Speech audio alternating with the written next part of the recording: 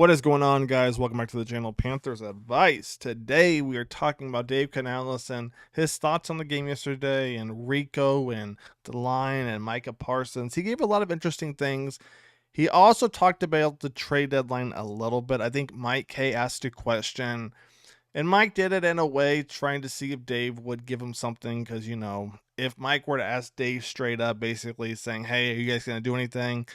Dave is going to give him the PR answer, basically saying, we're going to keep that in house. So I think it was Mike who tried to get a little something from Dave. Not really a lot there, so I don't spend too much time on that. All right. There's definitely some interesting things to go over, though. But other than that, man, I think we're about to jump into this thing. The other thing I want to touch on from yesterday is just how big that win was. They went to Lambeau Field. They made, a mistake in the red zone, right? And they're still trying to figure out this offense. And Dave touches on that a little bit towards the end of the video. So if you're sticking around for that, you'll hear it in my thoughts. But even Dave talks about how they kind of became predictable, right? And Brad kind of had to pull them out of a funk a little bit. So the Panthers, like I've said before, they're still trying to find their identity, right? And the fact they went to Lambeau, they made a mistake in the red zone and still won with Ryan, who's been pretty much unbelievable this season, man. Hats off, right? But with all that being said, let's jump into the interview real quick. I think he did an excellent job. What I want to talk about mostly is the whole group. Really trust these guys to get to execute the game plan. We had a game plan to get the ball out quickly, and Bryce accomplished that for us. He was very decisive. The receivers were running fast. So let's pause that real quick. Let's talk about Icky and the offensive line. The Packers front seven has been legit since Micah Parsons has been there. They've been legit, right? And Micah Parsons kind of has basically free roam, kind of like Chris Jones with the Chiefs and Trayvon Diggs with the Cowboys. You can line him up here. He can choose to play here. He kind of has free roam. So the fact the Panthers were able to stop him pretty much all game says a lot, because that offensive line does not have its original starting five. And really, once again, since week 2, week 3, it's been banged up. You've seen almost a different rotation every single game, right? And so for them to hold their own against the Packers, that says a lot. But let's see what he says about Bryce Young real quick, and we'll talk about that. He was very decisive. The receivers were running fast, presenting themselves in the time that we needed to. You get one, maybe, you get one hitch, and then it's time to go and make a decision. Bryce got some first downs with his legs. Our offensive line did a great job in terms of just, giving us enough time to get that first read, second possible read, and then getting the ball out. See, I think right there is where Bryce really excels at, right? And it's like so many times you see him doing a late game drive to tie the game or to win the game. It's because it's a simple, 1-2 read, or throw it away or check it down. I think early in the game, and you see it, right? You see it early in the game. Score is tied, or maybe they're down 7. It's the first quarter. It's not a big deal, right? So Bryce Young could start here, work his way over here, escape the pocket, try and go to his third, fourth, or maybe fifth read. But late in the game, crunch time, it's like that thing turns on, right? He's no longer Bizarro, right? He's Superman. And that's what makes Bryce special, right? I wish we could get him to be like that all game from quarter 1 to quarter 4. But crunch time, the game tying drives, right? Game winning drives, he clicks, right? He turns into Superman. And man, he does it every single time. And with that being said, the offensive line too, they did their part, because the defensive line knew at some points it was going to be a pass, right?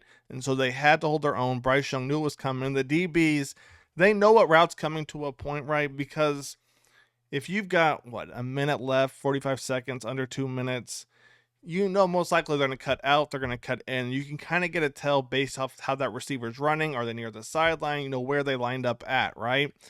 So with all that happening, with the offensive line prepare for the defense to tee off, for the DBs to know that the receivers aren't taking it deep, right? There might be one decoy, but for the most part, the big name receivers, they're going to run a route to get open. And for Bryce Young to connect with them, it says a lot about Bryce Young.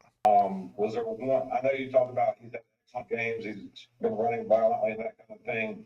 But was there one thing in particular that stood out that made you say this is what makes our offense go?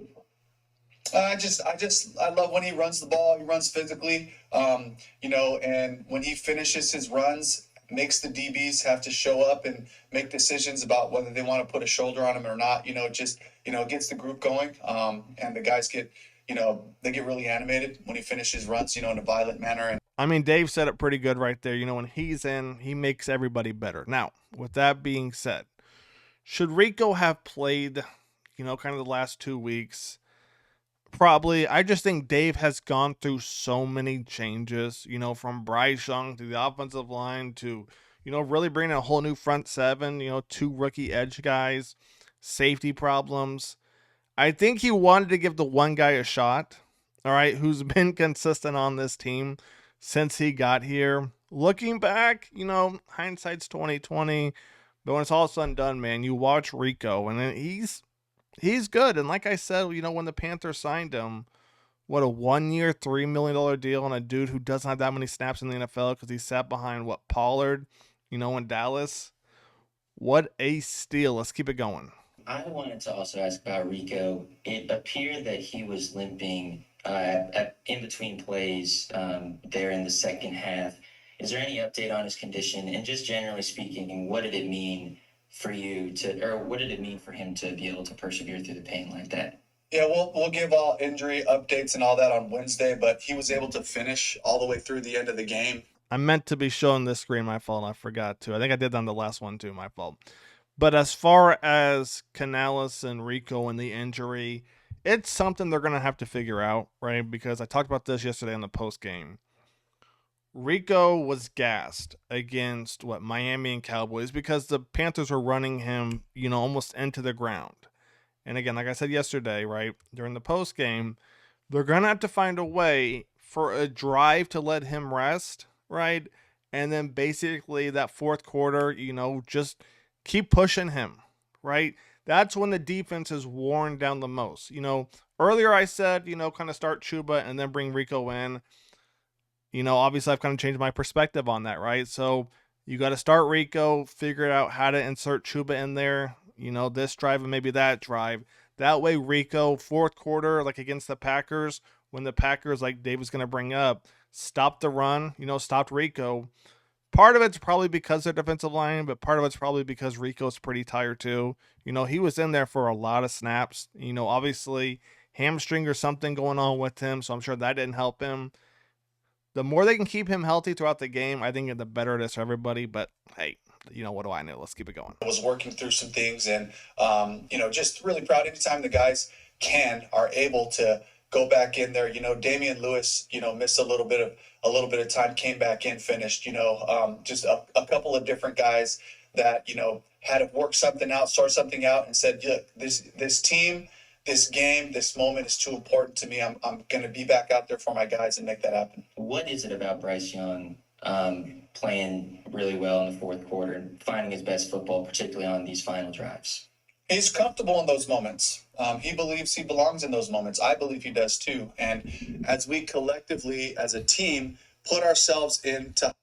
I mean, yeah, Dave said it right there, clutch moments. Bryce Young he seems to be that guy, right? He seems to be that guy every single time. In high stakes moments like that, that's what we count on all the guys to execute, and certainly Bryce is at the forefront of that. Hi, Dave. I wanted to ask you about that 19-yard run that put you guys in field goal position. Rico said after the game that Bryce kind of sold that he was maybe trying to tell Rico to protection, but they really always knew it was a run. Can you just take us through that play and then also Bryce kind of throwing off defenders in that way? Not really. So I don't know if you guys have seen that clip or not, but basically on that third down play, Bryce Young is basically assigning pass protection. You pick up him, blah, blah, blah. Turns out it was a run, right? But if you go look at the camera, right, he's trying to convince the Packers, it's going to be a pass. Micah Parsons came out and said they thought it was going to be a pass too. And there goes Rico for 19 yards? 19 yards, man? And obviously Ryan Fitzgerald, kicks that thing. Let's keep it going. I was glad that he pressed the run the right way.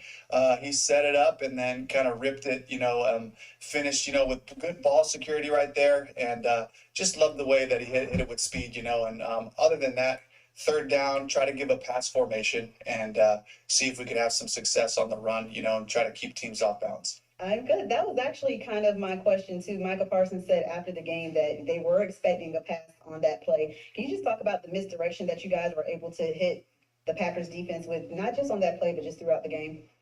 I thought it was important for us to stay balanced, and I got to give a lot of credit to Brad. Brad and Zick did a great job just piecing the plan together to give us a little bit of balance to where it wasn't just always under center run game. There was some gun, some pistol, some under center. So right there was a very important thing because Dave brings up Brad Adizik, offensive coordinator, even though he's not calling plays, right?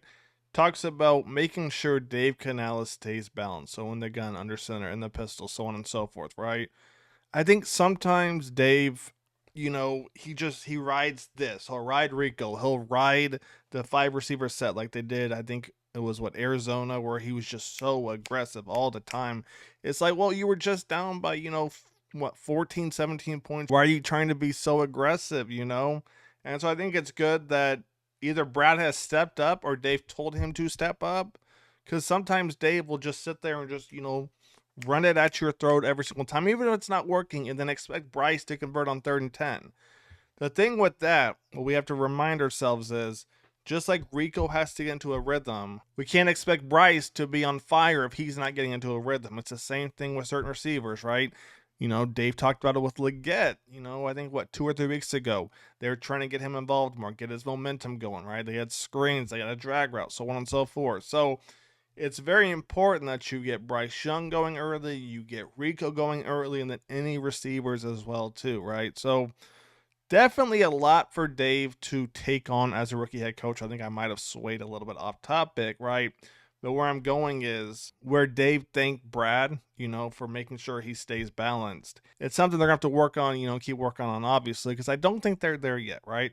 They know their identity is smash mouth football, but how do you incorporate, right, the pass game in there too, right? So something to think about. That's pretty much going to wrap it up. I hope you guys have enjoyed the video. Stay tuned. More content and film coming soon. Panthers Advice is out. Peace.